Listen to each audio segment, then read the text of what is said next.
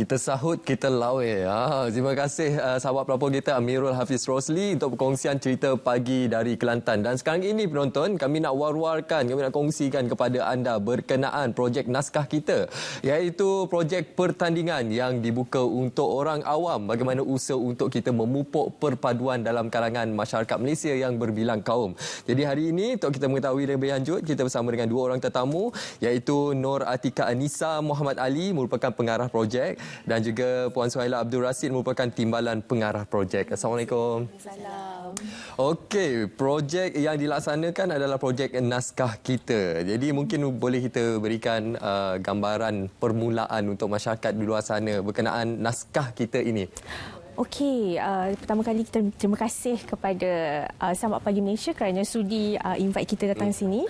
Okey, sebenarnya program pertandingan naskah kita ni adalah anjuran Akademi Kepimpinan Wanita dan juga Wanita Berdaya Selangor di bawah Kerajaan Negeri Selangor. Kita melancarkan satu pertandingan penulisan kreatif yang julung-julung kali diadakan. Kita nak satu tema perpaduan melalui penulisan kreatif, di mana kita mensasarkan belia daripada remaja seawal umur 12 sehingga 35 tahun. Kita ada dua kategori, iaitu kategori 1 12 hingga 25 dan juga 25 sehingga 35 tahun. Okey. Jadi pertandingan penulisan kreatif untuk memperkasakan perpaduan. Wow, satu objektif yang cukup penting khususnya untuk kita negara Malaysia madani ini. Jadi Puan sendiri, bagi Puan apa antara kepentingan utamalah bagi pelaksanaan program seperti ini, khususnya dalam penulisan kreatif ini, apa yang mungkin ingin diketengahkan dalam kalangan golongan belia kita, bakat mereka yang mungkin kita boleh cungkil? Okey. Seperti mana yang dimaklumkan oleh pengarah projek itu, Puan Anissa. Okey, tujuan kami mengadakan pertandingan menulis cerita ini bertajukkan perpaduan ini adalah untuk memastikan semua rakyat Malaysia yang berbilang bangsa untuk bersama-sama menyertai pertandingan menulis cerita ini. Sebab sebab kami sebab setahu kami rakyat Malaysia ini sebenarnya kreatif. So cara kami untuk mencongkil bakat-bakat yang terpendam ni, kami adakan pertandingan. So secara langsung kita membantu rakyat Malaysia yang mempunyai bakat yang terpendam tu untuk bersama-sama mengeluarkan idea mereka tersendiri dan dengan menyertai pertandingan menulis cerita. Okay. So kalau boleh saya kongsi sikit, sebenarnya program ini juga, pertandingan ini juga sebenarnya ada special konsep. Sebenarnya kita mensasarkan individu dan juga berkumpulan. So bila berkumpulan ni, kita kalau boleh kita nak 3 orang lah maksimum, sebab kita punya hadiah pun RM1,000. So voucher tu nak RM1,000. Jadinya kita kenapa berkumpulan? Sebab kalau kita tahulah peribahasa bulat air kena pembentung, bulat manusia kena muafakat. Okey, jadinya konsep dia ialah bila kita buat berkumpulan, kita nak berlainan etnik. So jadinya mesej perpaduan itu sampai. Jadinya kalau 3 orang kita berkongsi, kita ekspreskan perpaduan itu di dalam satu kumpulan, which is kita ada India punya idea, kita ada Melayu punya idea, kita ada Cina punya idea. So it's interesting kan? So jadinya kita satu ke elemen perpaduan itu di dalam naskah itu. Okey, berkenaan penulisan kreatif ini, apa antara aspek utama? Ialah penonton nak tahu penulisan kreatif yang bagaimana, adakah karangan ke, syair ke, puisi ke, pantun ke? Okey, sorry. Okey. Kalau penulisan kreatif ini kita lebih cenderung kepada non-fiction. Maksudnya benda yang kreatif, maksudnya what is your imagination, pengalaman diri, macam cerpen, kita nak antologi puisi, kita nak antologi cerpen, dan lepas tu juga kita nak contoh, I bring you contoh.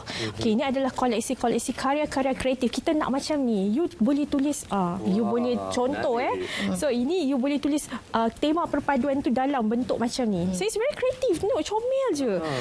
Lepas tu macam ni, buku-buku macam ni, nampak sangat cantik, because kita nak koleksi tu diekspresikan dalam pelbagai bentuk yang kreatif. Macam tu. So ini adalah contoh-contoh buku macam pop-up book. Kita nak hasil-hasil macam ni supaya mana tahu kita boleh terbitkan, kita boleh bawa kepada Kementerian Pendidikan. Mungkin kita boleh bincangkan benda tu, insya-Allah.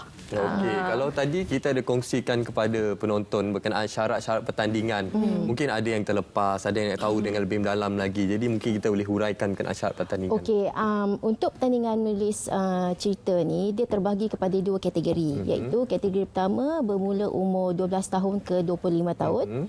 Kategori kedua adalah umur 16 tahun ke 35 tahun. Okey, cara kita untuk mengajak rakyat Malaysia ni bersama-sama menyertai pertandingan ini, kita adakan hadiah. Hadiah yang begitu menarik sekali, iaitu cash voucher. Wow. Kenapa cash voucher? Sebab kami tahu yang rakyat Malaysia sekarang ni perlukan sesuatu untuk pembelian barang. Betul. So cara kami untuk membantu mereka dengan memberikan cash voucher sebagai hadiah, dan semoga mereka boleh menggunakan cash voucher untuk keperluan harian mereka. Untuk setiap kategori ini kita terbahagi kepada beberapa pemenang, iaitu pemenang pertama sebanyak RM1,000, pemenang kedua RM500, pemenang ketiga RM300. Dan kita akan memilih sebanyak 12 pemenang sagu hati yang akan menerima sebanyak RM100 cash voucher. Ya. Wow, hadiah sangat lumayan. Jadi jangan lepaskan peluang untuk kita menyertai penulisan kreatif pertandingan yang dianjurkan, naskah kita ini. Jadi apa antara sasaran utamalah daripada pihak penganjur sendiri berkenaan perkara ini? Ialah ini merupakan julung kali diadakan. Adakah usaha ini akan diteruskan di peringkat masa hadapan? Sebenarnya bila kita membawa projek ini kepada pihak Esko Kerajaan Negeri Selangor, sebenarnya they think that this is a interesting program actually. So jadinya kemungkinan mungkin projek ini boleh diadakan pada tahun depan. Tapi sebenarnya kita punya harapan sebenarnya kita nak bawa projek ini ke Kementerian Pendidikan supaya dia boleh dijadikan program tahunan seperti Nilam. Kan, sebab macam kita cakap, kita boleh bawa benda ni ke tengah, sebab elemen perpaduan melalui penulisan, you express kan perpaduan tu mengikut konsep Malaysia. Maksudnya benda tu memang boleh pergi jauh, insya-Allah. Okey, pendaftaran sudah pun dibuka sekarang ini? Okey, sebenarnya kita dah start promosikan pada 18 Februari dan kita akan tutup pada minggu depan, insya-Allah 20 Februari. So sekarang kita dah menerima penyertaan yang agak banyak, dan juga bukan saja di kawasan Selangor, malahan juga di Sabah, Sarawak. Alhamdulillah. It's interesting. Itulah kadang-kadang penonton pun tertanya juga, adakah pertandingan ini hanya dibuka untuk orang Selangor sahaja? Tidak, dibuka untuk seluruh masyarakat Malaysia, khususnya golongan belia di seluruh negara, termasuk Sabah dan Sarawak. Okey, jadi apa lagi yang ingin diwar-warkan kepada para peserta yang akan menyertai pertandingan ini? Mungkin sedikit hint lah kepada mereka untuk mereka merebut hadiah utama ini. Okey, seperti mana yang kami maklumkan awal, pertandingan ini merupakan sesuatu aktiviti yang begitu menarik. Sebab satu yang kenapa saya kata menarik, kerana berkemungkinan kita dapat membantu rakyat Malaysia yang mempunyai kelebihan menulis, dan mungkin dia tidak tahu di mana dia boleh salurkan bakat dia. So secara tak langsung kita membantu kepada yang berkenaan untuk mengeluarkan idea dia tu, dan kita salurkan kepada yang berkenaan lah. Seperti mana yang dimaklumkan oleh Puan Anissa, jika cerita itu menepati karya ataupun komersial, tidak mustahil kalau kita membantu untuk menerbitkan untuk menjadikan buku cerita, insya-Allah. Menarik ya. Yes, bayangkan. Bayangkan hasil penulisan anda diterbit dan diedarkan di seluruh sekolah. Why not kan? Lepas tu pula dapat royalty pula apa ni, kita tahu kan, why not? Insya-Allah kita cuba dapatkan sponsor ke mana. Insya-Allah, mana tahu kan. Dan lepas tu juga kita mengharapkan dalam masa tempoh beberapa hari lagi penutup, kita nak penyertaan daripada kumpulan.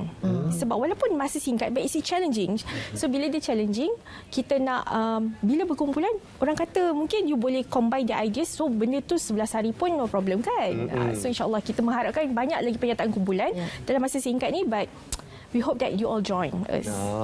Penyertaan kumpulan dan juga penyertaan individu. Hadiah utamanya RM1,000 voucher tunai. Voucher. Wow, jadi rugilah kalau kita melepaskan peluang ini. Jadi kita memberi ruang kepada penganjur kita untuk war-warkan sekali lagi kepada masyarakat di luar sana, khususnya golongan belia, untuk menyertai pertandingan ini. Bagaimana platform untuk mereka mengetahui dengan lebih lanjut berkenaan pertandingan naskah kita ini. Okey, kalau sesiapa yang rasa nak join kita punya pertandingan, boleh lihat dekat TV anda, di mana anda boleh hubungi. Di situ anda akan menerima, ada nombor telefon yang tertera. So di situ ada kita punya Facebook, kita punya TikTok dan juga nombor telefon urusan dia. So anda boleh bertanyakan pada mereka. Dan juga kita tak banyak masa. Kita ada sampai 20 Februari, and this is a last orang kata last resort. Maksudnya last shot lagi.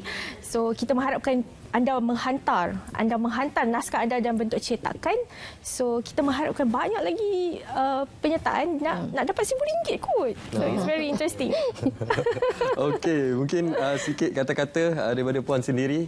Itulah saya sebagai timbalan pengarah, saya berharap sangatlah yang rakyat Malaysia memberi sokongan kepada projek kami, kerana projek ini pun bertajukkan perpaduan. So dengan kerajaan yang ada sekarang ni, kita cuba untuk menyampaikan mesej tu kepada semua rakyat Malaysia, apakah itu perpaduan.